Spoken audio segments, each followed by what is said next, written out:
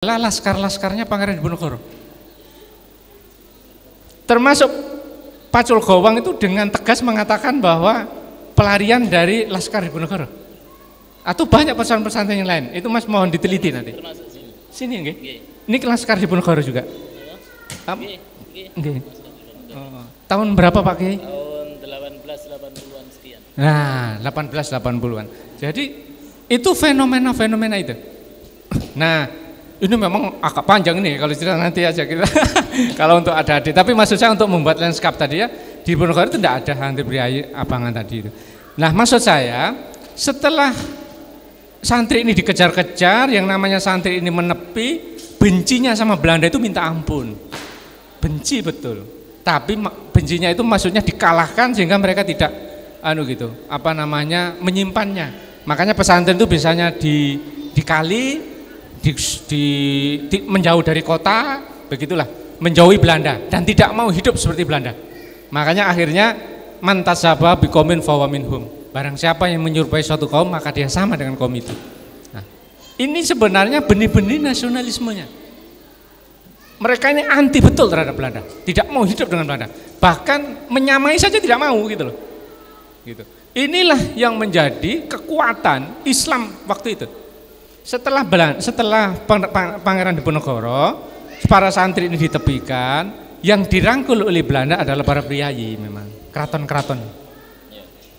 Makanya akhirnya jauh gitu. Yang dulu priayi sama orang keraton dengan Islam dengan santri dekat gitu, akhirnya sama-sama jauh. Yang satu dekat ke Belanda, yang satu ke umat dan tidak mau Belanda gitu. Ini nanti bisa ditelusuri ya, tapi saya hanya membuka saja. Kira-kira pertama pilihnya dari sini dengan kaum priayi.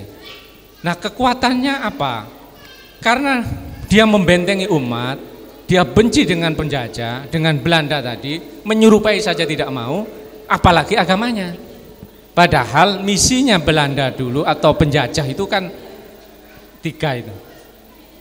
Emas, gold, gloria, gospel. Jadi kejayaan, emas, rempah-rempah, maksudnya kejayaan Eropa dan agamanya, nyebarin agama Kristen, Katolik dan Kristen. Kalau Portugis Katolik, kalau ini Kristen, begitulah. Bisa dilihat beberapa titik-titik kristenisasi di Jawa. Misalnya di Mojowarno itu ada rumah sakit, itu Belanda. Di Kediri juga begitu. Di beberapa, coba dilihat nanti banyak. Karena para kiai-kiai ini membentengi umatnya tidak tembus. Akhirnya yang tembus ini adalah di keraton. Makanya Raja Mataram itu pernah ada yang ke Belanda-Belandaan, gitulah kira-kira. Makanya akhirnya agama tadi Katolik Kristen itu adanya di keraton-keraton. Makanya akhirnya kita tetap mayoritas ini. Oke, saya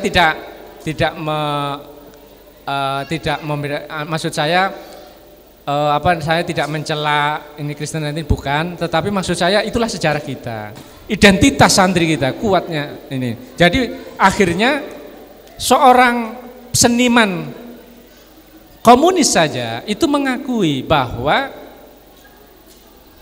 yang sudah terberi dari solidaritas bangsa kita ini adalah Islam, gitu.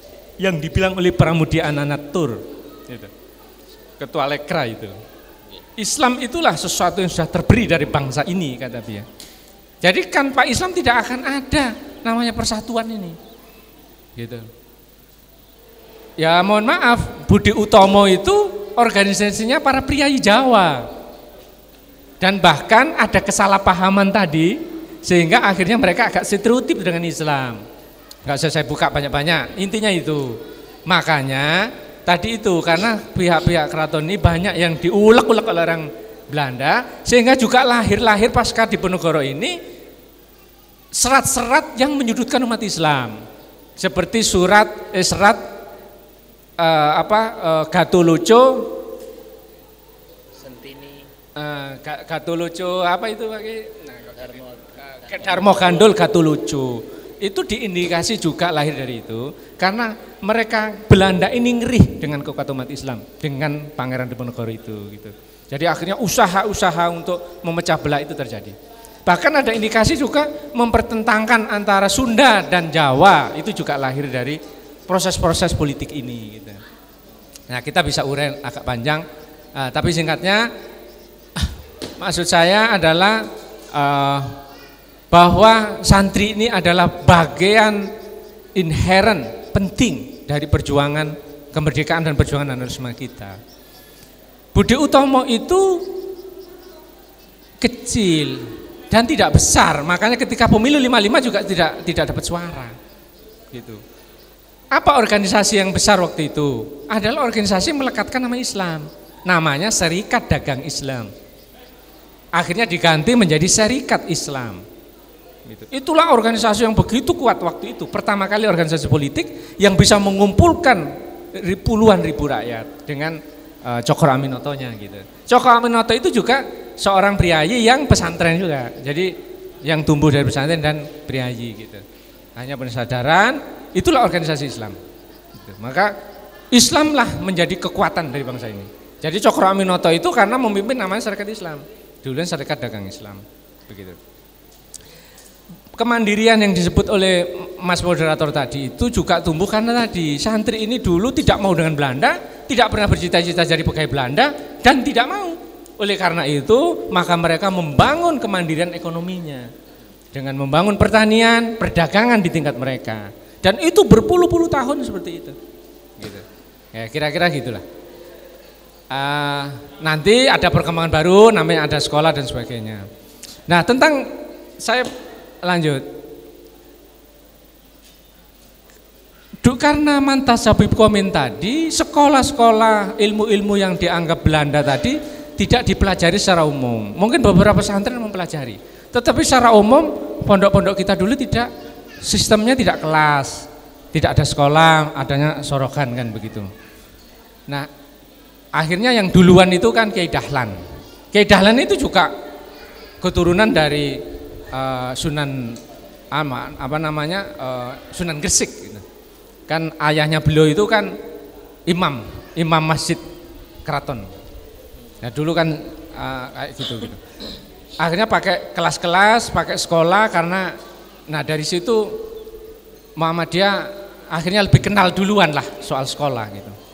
Nah kita karena Mantasabib Komen tadi itu ada efeknya gitu, ada kekuatannya, bisa menangkal paham lain, tetapi efeknya adalah kita tidak tergabung dengan dunia luar, apa ilmu-ilmu yang ada di barat, sistem sekolah, ilmu pengetahuan dan sebagainya itu gitu. Itu kita tertinggal. Nah, maksud saya apa? Ketika kita tertinggal ini, umat Islam tertinggal, yang pinter-pinter ini orang priayi, Pak. Ketika Belanda itu membuat politik etis dengan sekolah-sekolah itu yang disekolahkan para priayi. Jadi kayak Bung Karno, Bung Hatta itu para priayi. Bung Hatta itu memang santri Padang. Beliau itu digadang-gadang jadi ulama sebenarnya, tapi akhirnya sekolah ke Belanda jadi wakil presiden, jadi politisi. Kalau Bung Karno ini dari priayi, Budi Utomo itu priayi semua. Yang bisa sekolah para priayi gitu. Yang santri tidak mau sekolah kan, bukan hanya dia memang tidak mau gitu. Rakyat apalagi gitu. Nah maksud saya ketika Indonesia merdeka, negara ini kita kelola, butuh tenaga. Nah disinilah kita ketinggalan. Akhirnya birokrasi kita diisi oleh orang-orang didikan Belanda, baik yang sekolah di Belanda maupun yang dididik di sini, gitu. Apalagi nanti yang jadi tentara dirasionalisasi lagi, yang nggak sekolah-sekolah dicopot, kan nanti laskar-laskar itu Hizbullah dan sebagainya gitu. Semuanya dari Islam, peta pembela tanah air itu kan kalau nggak disokong oleh para ulama nggak bisa. Makanya santri-santri pesantren dan Muhammadiyah juga ikut. Makanya kayak Panglima Jenderal Sudirman itu kan guru Muhammadiyah, dia dari Muhammadiyah dan lain-lain gitu. Sejarah tentara itu adalah tentara Islam, tentara laskar gitu. Tentara kita itu dari peta dan kenil, begitulah kira-kira. Kalau kenil Jenderal Urip Sumoharjo, kalau peta itu Jenderal Sudirman. Karena Jenderal Sudirman itu mewakili nafas ini akhirnya dipilihlah Jenderal Nurwada lebih junior daripada Jenderal Urip yang lulusan Kenil. Kalau Pak Harto itu dari Kenil terus juga masuk peta. Ahmad Yani itu peta. Gitu. Banyak peta. Nah, peta pembela tanah air itu digalang oleh Bung Karno dengan para ulama. Bung Karno itu tidak akan jadi presiden kalau nggak didukung oleh minimal 2 ulama besar, yaitu Kiai Hasyim Asy'ari dan Kiai Haji Ahmad Dahlan. Gitu. Tentara, ya kepolisian kan komponen yang dilahirkan dari keamanan. Nah, tentara lah TNI itu juga lahir dari laskar-laskar, makanya ada laskar Hizbullah, laskar ini dan semuanya. Semua juga lahir dari Islam. Gitu. Nanti memang ada tentara-tentara, sedikit ya, mohon maaf ini agak panjang, nggak apa-apa. Sedikit ya Mas, 2 menit, saya sudah dikasih kode ini. Tentang komunis. Komunis itu dibawa oleh orang Belanda, masuk ke Indonesia, tidak bisa. Ternyata akhirnya strateginya adalah harus menyusup kepada SI. Jadi Sneflet ini akhirnya nyusup, cari-cari orang, akhirnya ada yang dibina, namanya Musuh, Alimin, satu-satu gitu. Nah ketika mereka besar, mereka akhirnya konfrontasi lahirlah SI Merah dan SI Putih. SI Putih tetap Cokro Aminoto, SI Merah Musuh Alimin dan sebagainya. Nah mereka ini nanti juga melakukan penetrasi ke tentara. Makanya nanti juga ada tentara-tentara yang garisnya ke PKI, yang dibina oleh PKI. Alimin, Safrudin. Safrudin itu, Amir Syarifuddin itu, Perdana Menteri pertama itu orang komunis. Menteri Pertahanan. Disitulah dia bermain ya. Memainkan peran supaya tentara-tentara komunis, orang-orang komunis lebih banyak masuk di tentara. Tapi ini dibaca oleh Hatta dan Syahrir. Makanya akhirnya pakai Rera.